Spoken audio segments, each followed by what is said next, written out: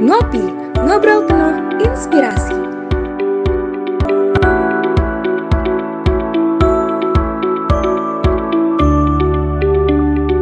Nah, seperti biasa nih Sobat Ngulik, di malam minggu ini kita bakalan ngobrol bareng dan mengulik pembahasan yang menarik dan inspiratif tentunya.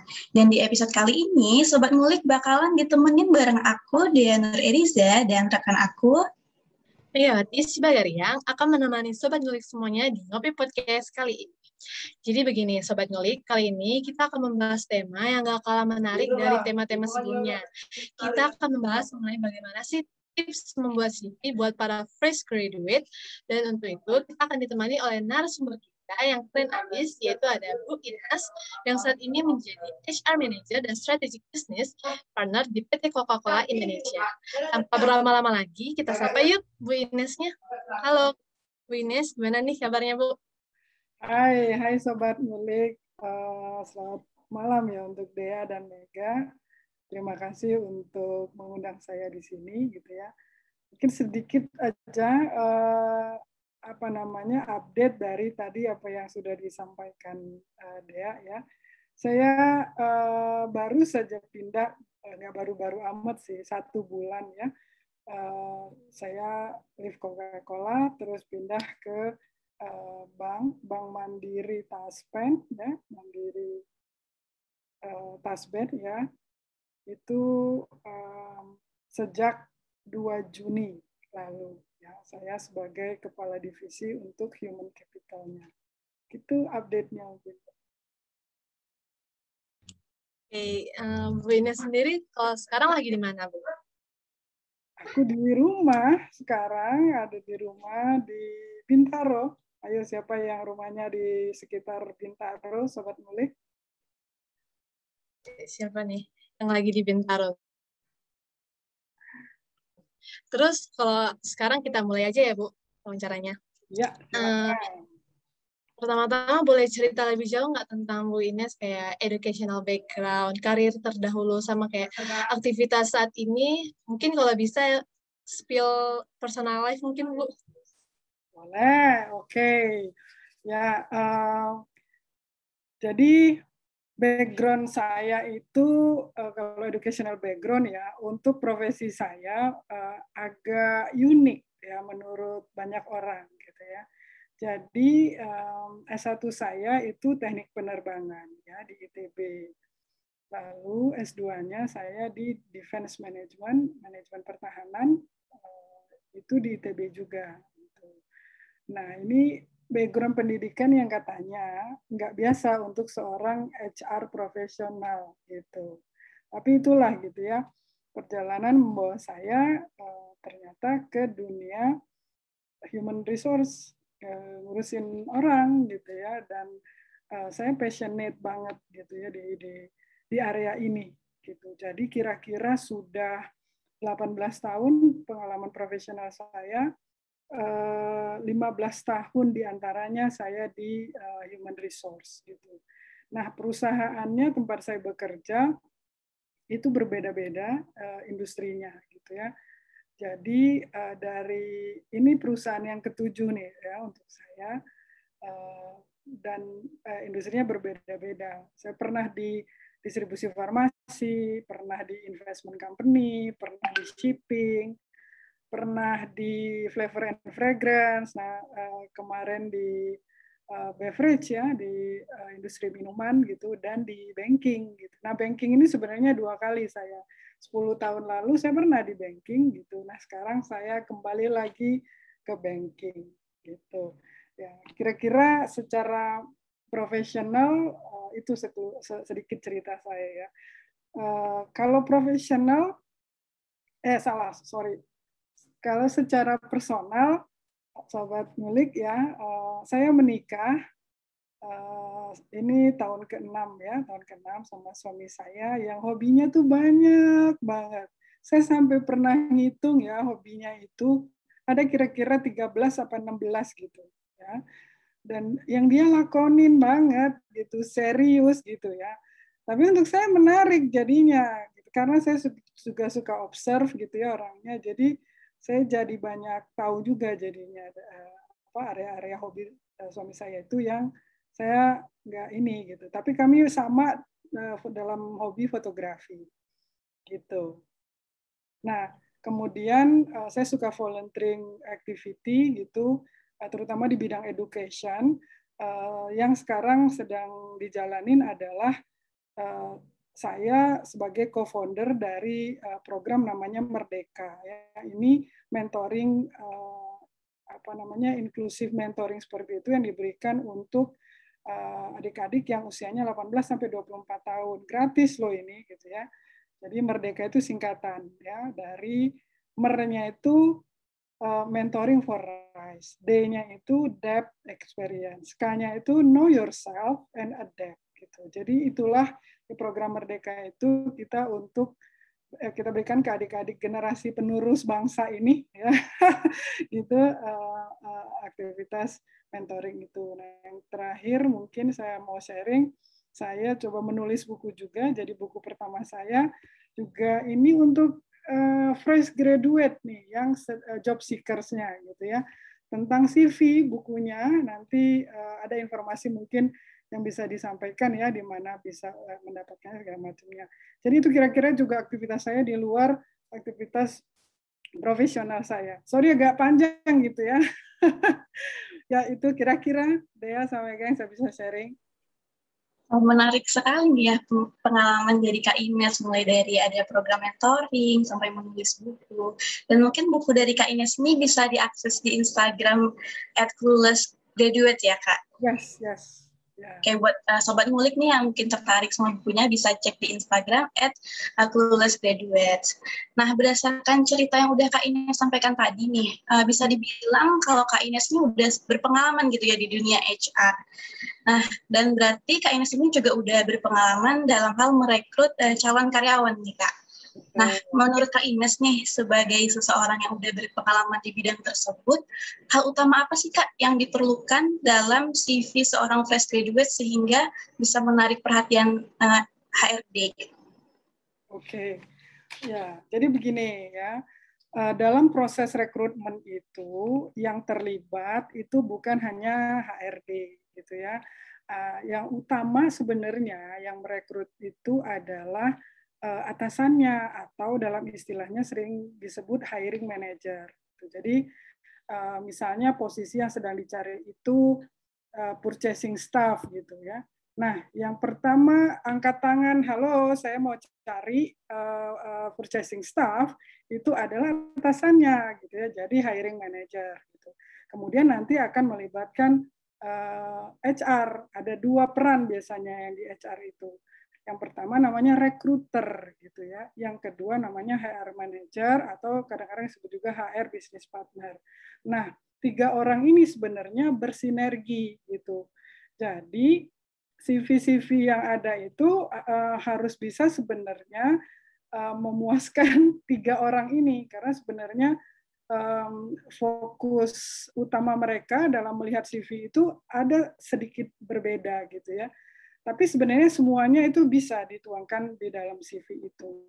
Nah, jadi satu harus mengerti dulu ya bahwa proses rekrutmen itu siapa saja yang terlibat di dalamnya gitu. Nah, yang kedua harus paham juga bahwa apa sih sebenarnya yang dicari oleh perusahaan ya dalam proses rekrutmen itu. Sebenarnya ada dua yang dia cari kriterianya ya.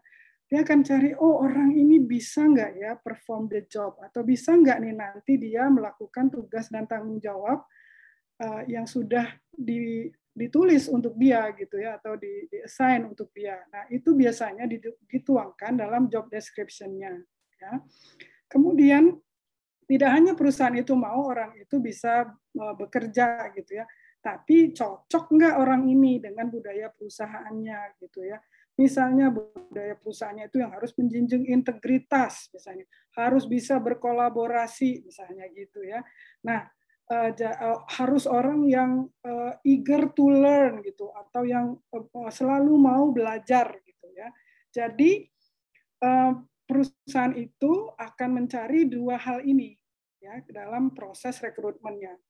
Nah, proses rekrutmennya memang biasanya pertama gerbangnya itu adalah kandidat itu mengirimkan CV-nya ya, kurikulum vitae-nya ya. Nah, dari sejak awal itu sebenarnya tadi pembaca CV ini, siapapun itu 3 orang ya, bukan hanya HR, dia akan mencari informasi di dalam CV itu yang bisa menunjukkan 2 hal tadi. Oh, dia ini bisa perform the job gitu ya kan. Oh, dia ini cocok sama budaya perusahaan kami nih gitu. Nah, terus mungkin pertanyaannya fresh graduate atau siapapun pelamar itu ya, mungkin yang bekerja juga, tahunya dari mana gitu loh kalau perusahaan itu nanti itu dia bisa gitu deliver pekerjaan. Biasanya itu dituliskan ya di dalam lowongan kerjanya ya. Sobat ngulik pasti kalau baca lowongan kerja di situ disebutkan kan tugas dan tanggung jawabnya ya kan. Misalnya misalnya kalau accounting gitu ya, mencari accounting staff, tugas dan tanggung jawabnya. Oke, membuat jurnal buku, jurnal keuangan, misalnya gitu kan. Yang kedua, misalnya tugasnya adalah membuat report gitu, ya kan, membuat voucher payment gitu misalnya. Lalu ditulis di situ persyaratan menguasai jurnal misalnya. Kedua, misalnya menguasai program entah SAP entah apa gitu ya kan.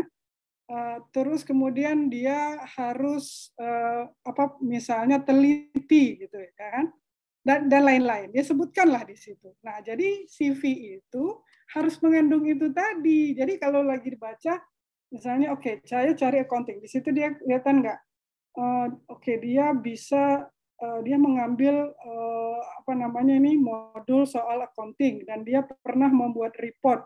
Oh ya nih udah pernah buat report nih gitu-gitu. Jadi itu sih intinya, gimana sih supaya CV itu menarik yang membacanya. Ya harus tergantung informasi-informasi yang dicari tadi oleh perusahaan itu. Mudah-mudahan menjawab ya. Berarti kalau yang paling utama dari CV itu bergantung dari perusahaannya ya, kayak keinginan dari perusahaan itu gimana. Jadi kita menyesuaikan sesuai dengan perusahaan itu. Betul sekali. Jadi harus bukan ini loh saya ya, kamu harus percaya bahwa saya itu bisa gitu ya, nggak bisa gitu. Kamu harus bisa nunjukin bahwa yang dia cari itu ada loh di situ gitu. Oke, lanjut aja ya Bu pertanyaannya. Ya. Kalau kesalahan yang sering muncul di CV-CV anak fresh graduate itu biasanya gimana sih Bu? Kesalahan yang sering muncul? Ya, fresh graduate ya. Sebenarnya juga kadang-kadang nggak fresh graduate aja, banyak menurut saya yang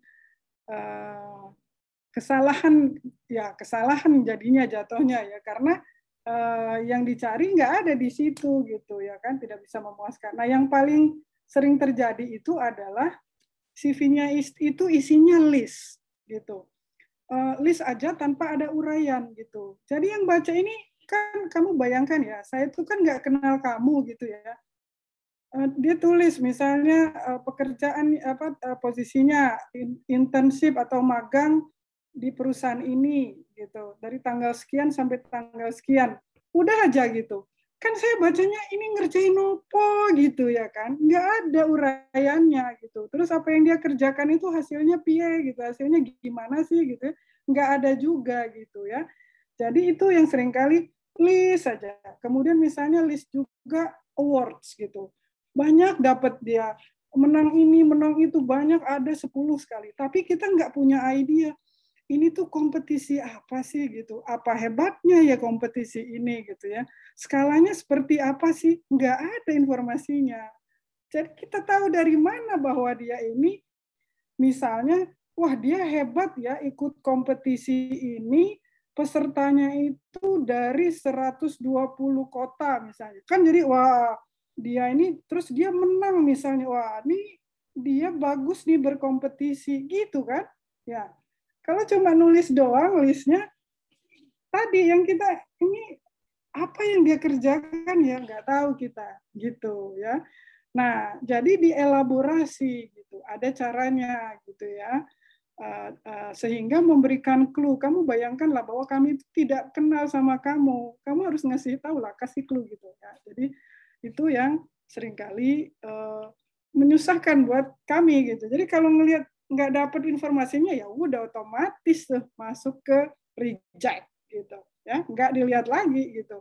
Walaupun dia listnya ada sertifikatnya ada 20 gitu. Tapi kita nggak punya clue ini sertifikat tentang apa. Lebih baik 3 misalnya, tapi dielaborasi sedikit gitu ya. Apa yang dipelajari misalnya begitu, gitu ya. Ikut organisasi ya gitu juga harus diisi, harus dielaborasi gitu, diterangkan lah, diuraikan gitu. Apa yang dikerjakan, kemudian hasilnya seperti apa gitu. Nah, itu yang sering, yaitu yang utama. Ada beberapa lagi yang lain, tapi yang utama menurut saya itu, please dielaborasi ya. Oke, jadi gitu ya Sobat Ngulik, kita kedepannya mungkin harus lebih memperhatikan CV kita, harus lebih lengkap lagi deskripsinya, seperti yang disampaikan oleh Kak Ines tadi, bahwa CV itu memang harus lengkap ya Kak deskripsinya, tidak hanya poin-poin saja begitu. Nah mungkin bisa dicatat nih Sobat Ngulik terkait kesalahan ini, agar kedepannya CV kita itu bisa lebih maksimal lagi. Oke Kak Ines, seperti yang kita tahu nih Kak, bahwa CV itu kan sangat penting ya Kak dalam proses seleksi, baik itu organisasi, beasiswa, magang, atau bahkan kerja gitu Kak.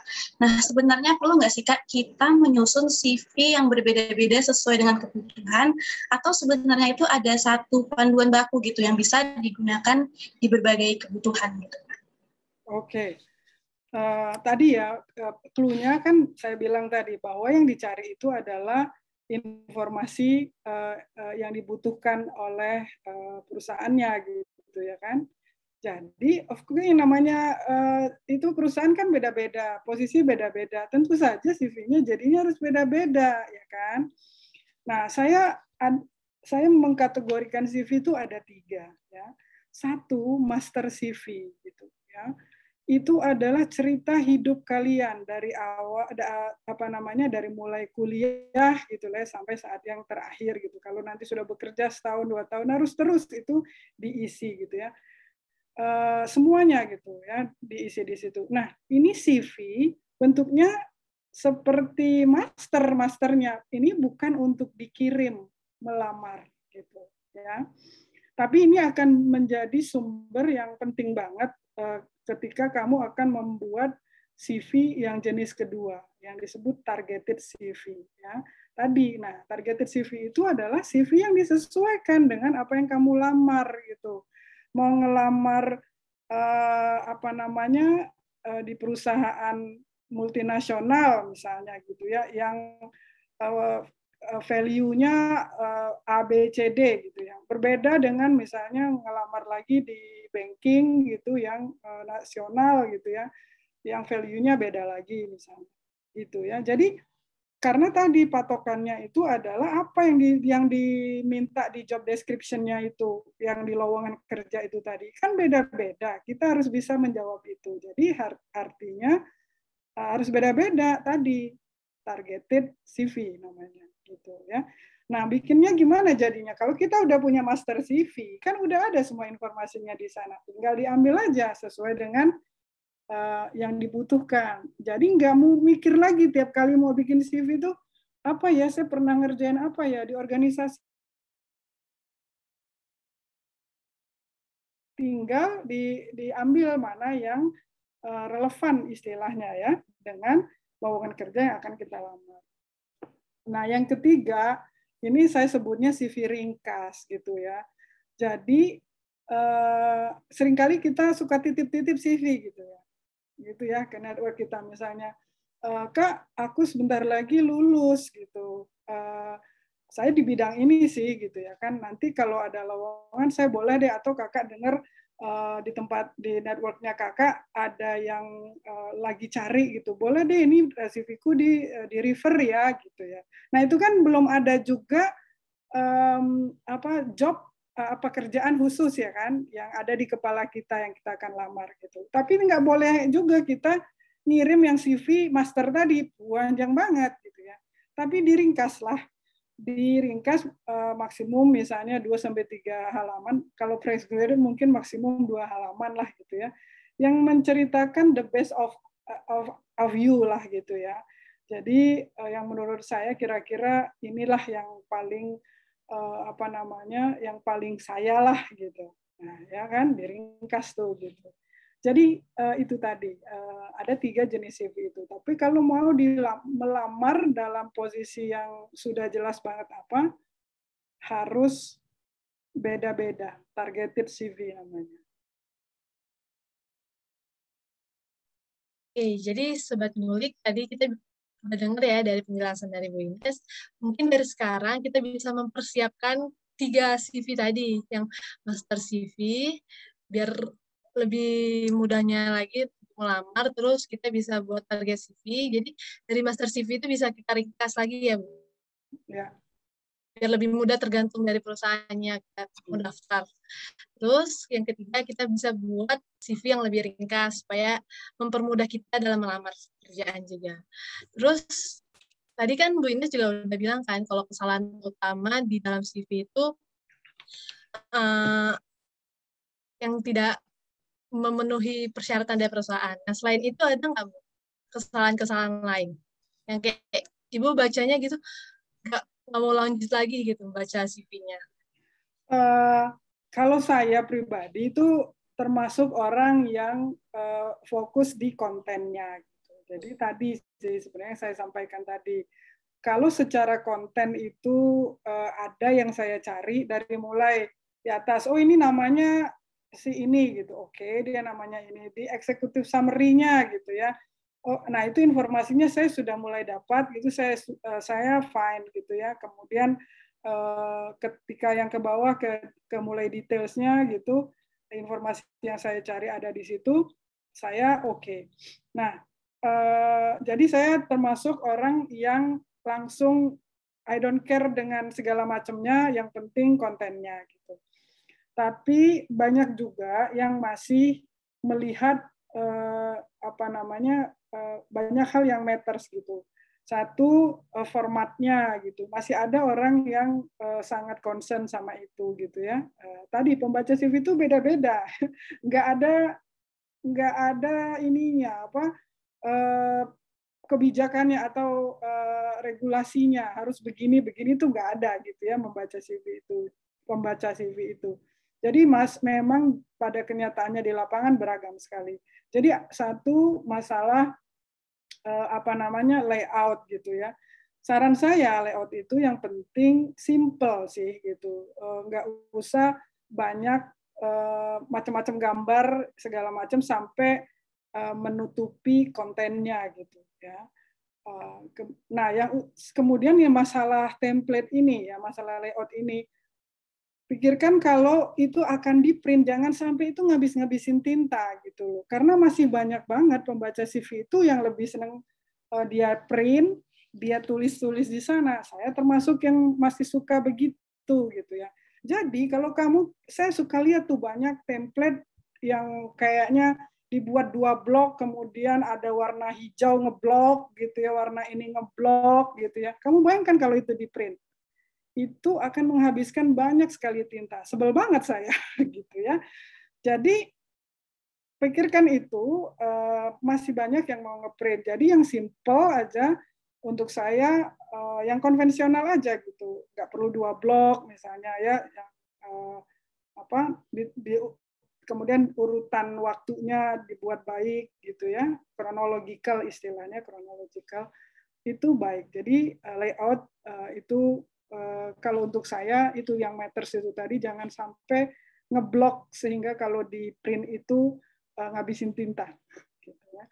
Kemudian ada font-font gitu ya. Untuk saya font itu yang penting harus terbaca gitu ya, terbaca dengan mata orang yang dari 20 sampai 40 inilah gitu ya. Jadi yang kecil-kecil. Nah, suka ada untuk saya itu seperti mitos ya. Harus 1 halaman gitu. Saya bukan penganut itu ya. untuk saya fontnya harus terbaca dan informasi yang saya butuhkan sesuai dengan lowongan kerja yang saya posting itu tadi ada di sana gitu. Itu untuk saya lebih penting. Mau 1 halaman, mau 2 halaman, mau 3 halaman, boleh. Sebenarnya kalau untuk saya tidak masalah mau berapa halaman saja, tapi saya lelah kalau sudah lebih dari halaman ketiga gitu. Jadi apa yang saya baca selanjutnya itu udah kayak nggak konsen lagi gitu ya. Jadi kalau saran saya untuk fresh graduate 2 halaman atau 3 halaman maksimum banget. Tapi rasanya kalau anak fresh graduate sih belum banyak yang diceritakan banget gitu ya. Jadi 2 halaman aja cukup. Biasanya orang suka bilang, kalau seperti saya nih, udah lebih dari 10 tahun ya, 18 tahun misalnya bekerja gitu ya. Rule of thumb-nya katanya ceritakan aja 10 tahun terakhir pengalamanmu gitu. Sisanya udah nggak relevan sebenarnya, karena udah terlalu jauh gitu ya.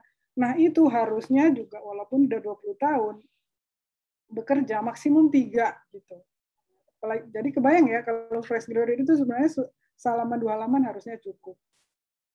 Gitu ya. Jadi mindful sama jumlah halaman ya gitu ya. Kemudian yang tadi font itu yang terbaca lah gitu. Jadi jangan maksain untuk 1 halaman tapi jadinya kecil-kecil gitu. Saya nggak kebaca. Nah itu udah males saya bacanya. Gitu. Oke, jadi itu dia tadi. Oke, jadi itu dia tadi ya Sobat Ngulik, kesalahan-kesalahan yang sebaiknya dihindari nih di CV kita agar HRD mau untuk terus membaca CV kita. Nah, jika tadi kita membahas CV yang kurang menarik nih Kak Ines, sekarang aku mau nanya dong, pernah nggak sih Kak Ines menemukan CV yang benar-benar menarik dan eye-catching, dan Kak Ines tuh merasa bahwa, wah ini benar-benar CV yang Kak Ines mau. Dan kalau ada, itu CV yang seperti apa ya Kak? Apakah CV yang dia banyak menceritakan pengalaman organisasi, ataukah banyak soft skill atau sertifikasinya, atau yang bagaimana ya Kak? Oke.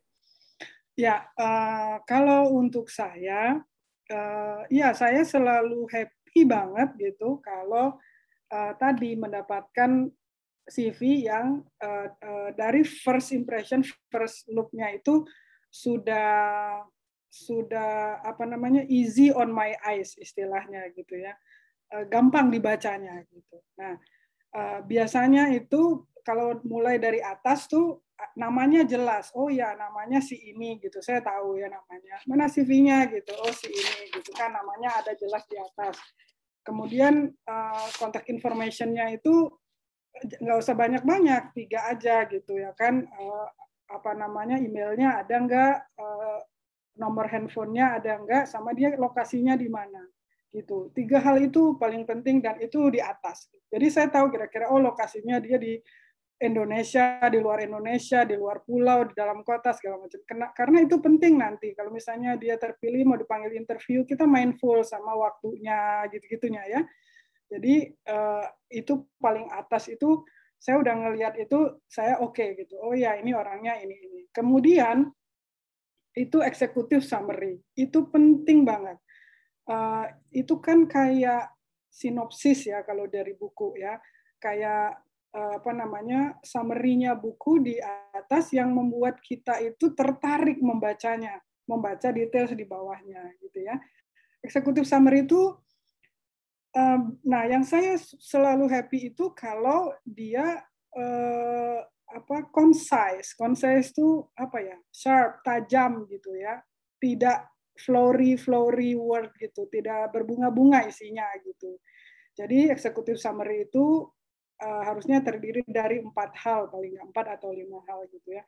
1, jelas dia itu apa namanya, apa brandingnya istilahnya gitu ya. Brandingnya apa? Kalau misalnya orang yang experience, misalnya saya cari orang rekrutmen gitu ya. Nah kalau dia tuliskan recruiter, nah kan berarti oh ya benar dia, saya kan nyari recruiter gitu ya kan. Nah kalau kalian fresh graduate brandingnya oke, fresh graduate fresh graduate nih. Kalau dia apa namanya pernah bekerja misalnya 2 years experience misalnya gitu, oke lah dia experience saya tahu gitu. Kalau fresh graduate biasanya diikuti juga dari mana ya dia fresh graduate-nya, sebutkan universitasnya gitu kan, jurusannya apa, IP itu yes or no sih kalau untuk saya gitu ya. Tapi kalau misalnya bagus di atas 3 sebutkan gitu ya kan. Nah, kemudian yang ketiga itu apa namanya pengalaman gitu. Jadi misalnya pengalaman kemudian ada skills-nya. Paling nggak 3 skills yang kamu kuasai gitu ya.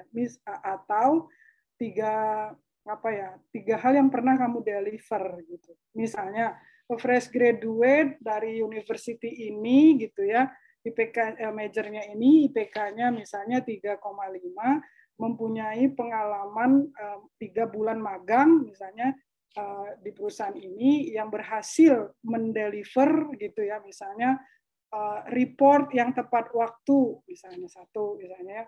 Yang kedua misalnya lagi tugasnya dia. Ada 3 hal yang dia deliver misalnya, entah reporting, entah analisis gitu ya misalnya, atau event yang dia pernah kerjakan gitu ya kan, atau knowledge yang dia kuasai gitu. Misalnya saya sangat menguasai misalnya Excel,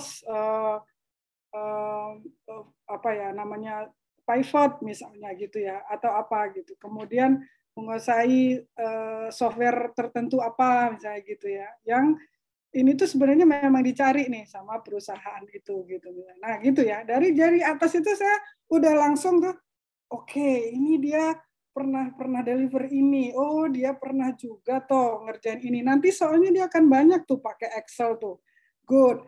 Dia dia tuh pernah ini toh mengadakan event. Ya, nanti dia akan ngadain event nih gitu. Jadi di executive summary itu singkat tapi saya sudah dapat banyak clue di sana bahwa inilah orang yang saya cari nih gitu. Baru saya tertarik untuk membaca di bawahnya.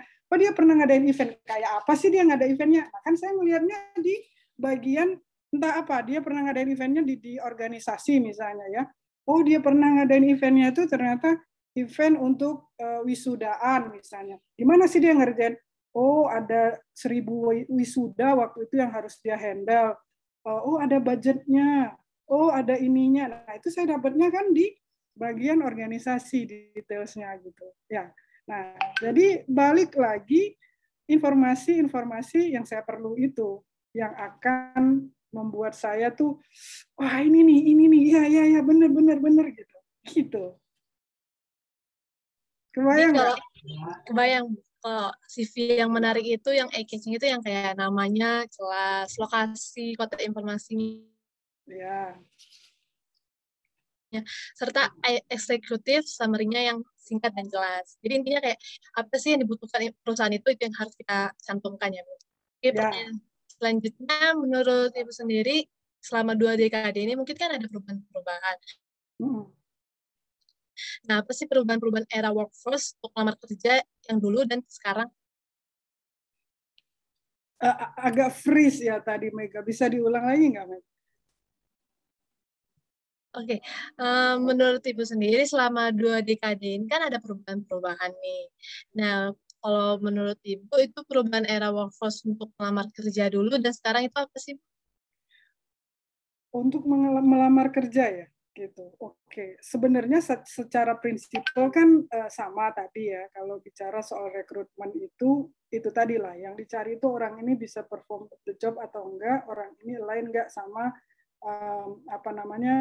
budaya perusahaannya misalnya gitu. 2 itu tuh sama prinsipnya. Tapi cara dia mencari informasi itu yang menurut saya mulai berubah gitu. Ada banyak ragamnya lah, lebih banyak ragamnya. Misalnya banyak yang sudah mulai menggunakan yang lebih audio visual gitu ya. Jadi bukan hanya CV yang bentuknya dokumen gitu ya, tapi juga yang sudah menggunakan audio visual gitu. Jadi perkenalkan dari kamu dalam video singkat misalnya gitu ya, atau katakanlah seperti di LinkedIn gitu ya. Saya yakinlah nih sobat ngulik semuanya tahu ya LinkedIn apa ya. Nah, di sana sekarang misalnya sudah ditambahkan tuh features cover story gitu ya. Cover story itu video singkat, jadi bentuknya visual, audio visual gitu. Nah, itu yang saya lihat makin banyak gitu, makin banyak yang berubah. Kemudian tools-tools yang digunakan untuk seleksi sih. Ada sekarang lebih tools-tools yang untuk membantu rekruter gitu ya. Sekarang orang sebutnya ATS gitu ya, Applicant Tracking System gitu. Nah, perusahaan itu banyak menggunakan software ini untuk membantu mereka dalam hiring proses. Hiring proses itu panjang gitu ya. Salah satunya kan adalah screening CV gitu ya. Jadi ketika aplikan atau pelamar itu memasukkan applications-nya, nanti si ATS ini salah satu modulnya akan membantu rekruter untuk menyeleksi. Ya, ada dua caranya mereka pakai filter atau bisa mereka pakai namanya matching ya. Jadi mereka matchingin. Jadi, nah ini yang katanya seringkali meresahkan nih. Saya dengar nih fresh graduate selalu nanya ke saya tuh, kalau ATS gimana Kak? Nanti yang baca CV kita itu robot ya. Jadi kita harus gimana nih supaya terbaca gitu ya.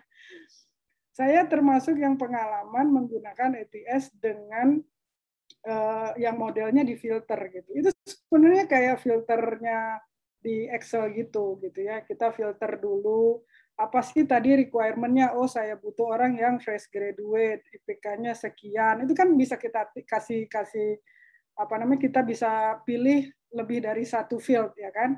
Oh, orangnya ini gitu-gitu. Nah, jadi keluar tuh gitu ya kan. Nah, saya cuma akan melihat CV orang yang sudah terfilter itu gitu. CV-nya tetap CV utuh gitu, seperti CV ini gitu, dibuka cekrek gitu, PDF-nya dibuka set, tetap aja saya baca gitu seperti yang tadi. Tapi saya terbantu karena sebenarnya ada survei yang mengatakan bahkan kira-kira 80% CV yang masuk itu tidak relevan gitu dengan yang dicari gitu. Kamu bayangkan kalau nerima 1000 CV tapi 80%-nya itu sebenarnya nggak qualified gitu ya kan. Ngabisin waktu banget. Nah, kalau pakai filter tadi, qualified itu apa sih? Yang sesuai dengan yang mau saya cari kan? Apa yang saya cari? Tadi requirement-nya. Oh, saya cari orang yang bisa Excel pivot, orang yang proaktif, orang yang punya pengalaman ini. Saya taruh aja filternya di situ, jebret, nanti keluar ya kan. Mungkin dari 1000 yang keluar mungkin 200 gitu. Kan lumayan ya lihatnya 200 daripada ini. Nah, gitu. Jadi itu menurut saya yang trennya ke depan akan seperti itu. Artinya apa? Membuat CV itu sebenarnya tetap saja kontennya itu sesuai dengan yang dicari yang terdapat di lowongan kerjanya. Jadi mindful banget sama kata-katanya juga. Pakai kata-kata yang umum. Ya, jadi kalau misalnya ini ada satu kalau misalnya yang umum dipakai di pasaran itu namanya arsitek gitu. Pakailah kata arsitek. Jangan pakai orang yang membangun rumah misalnya gitu. Ya, dia nggak cari gitu ya kan. Jadi pakailah kata-kata yang umum di ini. Seringkali orang tulis misalnya people enthusiast gitu. Padahal dia carinya misalnya human resource gitu ya. Nanti dia kalau filter dia akan pakai kata-kata human resource gitu, ya kan? Jadi gitu-gitu. Jadi perhatikan banget kata-katanya gitu ya kan, nggak bisa sambil sambil santai-santai itu nggak, kamu perlu riset gitu. Ada yang bahkan menyarankan kamu riset deh lowongan yang kamu mau cari itu, ada 25 lowongan tentang posisi itu tuh kamu riset. Jadi kamu bisa tahu biasanya dipakai kata-kata yang umum tuh apa gitu. Jadi kamu punya clue gitu ya. Jadi begitu sih saran saya untuk fresh graduate yang mungkin sangat resah dengan ATS gitu ya. Gitu. Berarti sebenarnya untuk perubahan dari konten itu sama saja ya, cuma beda pada teknisnya seperti udah ada model yang audiovisual di LinkedIn maupun adanya software-software baru. Nah, jadi buat sobat ngulik nih, ketika mau buat CV, lebih baik menggunakan kata-kata yang umum gitu ya Kak, supaya bisa tersaring oleh filternya. Nah, kalau untuk perubahan di masa pandemi ini sendiri Kak, apakah ada perubahan dalam hal menyeleksi kandidat? Karena kan seperti kita tahu banyak sekali perubahan yang terjadi selama pandemi. Oke, ya sebenarnya kalau secara pandemi sih yang sangat membedakan menurut saya adalah orang itu harus bisa bekerja dalam lingkungan yang virtual gitu kan. Jadi kalau saya nih kalau ngelihat CV atau sebenarnya waktu interview gitu ya, saya akan sangat gali gitu. Kamu pernah dalam apa namanya, bagaimana kamu bekerja dalam masa dengan secara virtual gitu. Bagaimana kamu memanage pekerjaanmu secara virtual ini gitu. Coba ceritain bagaimana kamu menyelesaikan pekerjaanmu itu gitu. Karena kalau secara virtual sebenarnya sangat dituntut orang-orang yang penuh integritas gitu, tidak harus diawasi tapi deliver gitu ya kan, orang yang bisa mandiri gitu, yang nah kalau dia nggak ditanya bosnya dia nggak kerjain gitu ya, nggak disuruh bosnya nggak disuruh dia nggak kerjain gitu ya, nah itu question mark sih, bisa nggak orang ini kerja, karena nggak ada orang kan yang melihatin dia gitu ya, jadi itu orang yang harus dengan integritas, apa namanya, passionate untuk ngerjain kerjaannya, proaktif, independen gitu. Jadi ketika interview itu pasti hal-hal seperti itu yang akan banyak ditanya gitu ya. Bisa nggak nih bekerja secara virtual? Gitu. Itu menurut saya yang paling utama sih. Jadi Sobat Ngulik bisa nih menyesuaikan diri dengan adanya Zoom atau yang virtual gitu pekerjaan. Jadi bisa membantu, bisa menjawab pertanyaan dari HR. Terus terakhir nih Kak, pesan Kakak buat teman-teman yang fresh graduate yang lagi berburu pekerjaan. Ada nggak Kak, gimana tips buat nyiapin CV-nya? Oke, menyiapin CV ya. Tapi sebelumnya untuk yang fresh graduate ya, kemudian akan mencari kerja ya, ingat kalian itu job seeker gitu ya. Jadi mencari pekerjaan itu job seeker itu kan berarti pekerjaannya mencari job. It's a job ya, it's a job gitu. Jadi bukan pengangguran gitu. Kalau kalian bilang, oh saya udah selesai kuliah tapi belum kerja, ya masih nganggur deh gitu, pengangguran lah gitu. Karena nanti mindset kalian, kalau kalian pengangguran, kata dasarnya apa? Nganggur. Nganggur itu apa? Nggak ngerjain apa-apa. Ya. Jadi bawaannya males, ya kalau ada dikerjain, kalau enggak gitu ya. Beda kalau kamu mindsetnya adalah it's a job ya, ini adalah job gitu ya kan, pekerjaan gitu loh, bekerja aktif. Artinya kalau orang bekerja itu apa?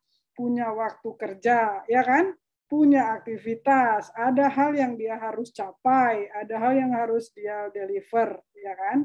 Apa tugasnya job seeker itu jadinya gitu? Ya mencari kerja, harus pagi-pagi kayak orang kerja, bangun, nyari lowongan kerjanya, baca tadi apa sih lowongan kerja ini yang diharapkan, yang dicari. Oh perusahaan ini, cari perusahaan ini itu ke websitenya gitu kan. Oh ini bisnisnya begini. Oh dia itu culture-nya kayak gini gitu kan. Oh saya punya nggak ya gitu. Saya punya apa gitu loh. Kalau culture-nya ini refleksi ke diri sendiri gitu kan. Banyak jadinya kan kerjaannya gitu ya. Dia dipahami sekali gitu lowongan kerja itu gitu-gitu ya kan. Terus gitu. Nah, kemudian tadi membuat CV ya kan, jadinya buat CV serius gitu ya, research gitu.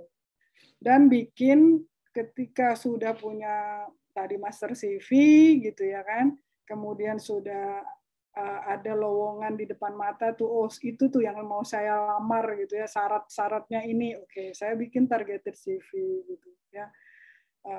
Jadi itu.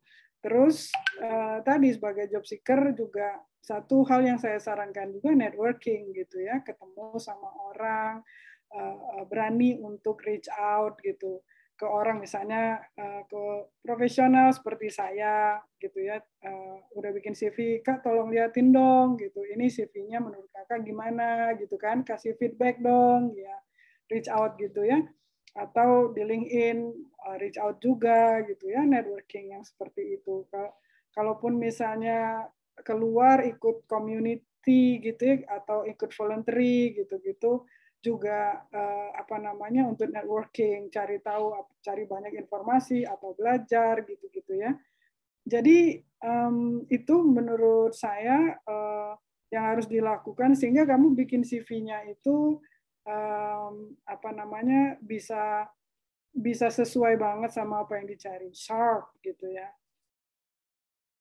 concise gitu. Gitu mungkin untuk saya pesan-pesannya. Kalau ada yang masih pengen tahu yang lebih detail tentang langkah-langkah membuat CV, bisa nanti ini fresh from the oven nih, bukunya baru nyampe ke rumah saya dari publishernya gitu ya, buku yang judulnya CV Hacks ya, Start from Your Story. Jadi boleh saya ceritain sedikit ya tentang buku ini ya ke sobat ngulik ya. Saya bikin buku ini kenapa? Karena pengalaman saya 6-7 tahun belakangan itu membantu fresh graduate yang kesulitan membuat CV gitu loh. Saya bingung gitu. Ini bukannya banyak ya di YouTube di mana gitu. Kenapa mereka tetap keep coming to me gitu ya kan?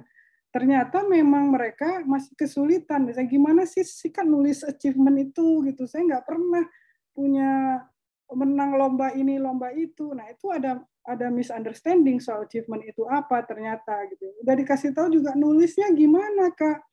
Saya punya ini hobi dimasukin apa enggak gitu kan gitu-gitu. Nah itu saya bantu satu-satu. Makanya itu ya saya bilang pada clueless gini gitu ya kan. Jadi saya bantu satu-satu. Kemudian dari ya sekitar 5-6 tahun itu akhirnya saya menemukan oh mereka itu kesulitannya ini toh. Harus dibantu benar-benar step by step-nya gitu.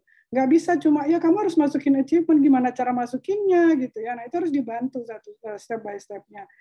Nah itu yang kemudian saya pikir oh kayaknya mungkin ada lagi dari orang-orang yang saya bantu ini yang perlu juga gitu. Jadi akhirnya saya tulis buku itu gitu. Nah di buku itu ada 3 langkah gitu yang saya bagikan gitu ya, details banget di situ. Dari contoh-contoh nyata sebenarnya ada contoh CV-nya tuh dari apa namanya before sama after-nya gitu. Jadi bisa kelihatan gitu bedanya apa gitu ya.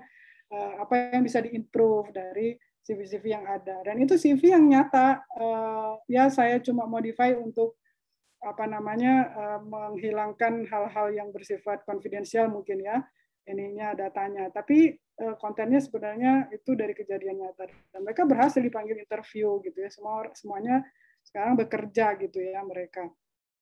Jadi itu soal buku itu kalau masih ngerasa aduh saya masih perlu nih gitu, gimana sih Kak bikinnya step by step-nya ada di buku itu. Jadi mudah-mudahan membantu. Oke, jadi Sobat Ngulik, dari sekarang bisa nih kita persiapkan seperti memperluas networking, terus kita research juga perusahaannya mau kita daftar, sama tips-tips buat CV-nya bisa langsung aja beli buku dari Bu Ines tadi. Nah, oke, terima kasih buat Bu Ines yang udah sharing-sharing bersama Sobat Ngulik di sini. Semoga sharing-sharingnya bermanfaat ya buat Sobat Ngulik. Nah, gimana nih Sobat Ngulik? Narasumber kita keren banget kan? Sobat Gulik bisa nih komen siapa narasumber yang akan kita datangkan di episode selanjutnya. Dan jangan lupa juga buat subscribe dan like video ini, dan share video ini untuk mendengarkan episode-episode Ngopi Podcast yang lainnya. Oke deh, Sobat Gulik, saya Megawati bersama rekan saya, Dian Eliza, pamit undur diri. Buat Sobat Ngulik, jangan lupa untuk terus tonton episode Ngopi Podcast setiap malam minggu. Dan buat Sobat Ngulik nih yang mungkin mau tertarik buat belajar CV lebih dalam dan lebih detail lagi, jangan lupa dibeli buku yang ditulis langsung oleh narasumber kita malam ini, yaitu Kak Ines. Dan untuk info lebih lanjutnya bisa cek aja di Instagram @cluelessgraduate atau mungkin nanti linksnya bakalan ditulis di description box. Oke, mungkin sekian dulu podcast kita pada malam hari ini. See you. See you, Sobat Ngulik. Terima kasih untuk Sobat Ngulik yang udah ngedengerin Ngopi Podcast kali ini. Dan jangan lupa untuk tetap stay tune di Ngobrol Penuh Inspirasi selanjutnya.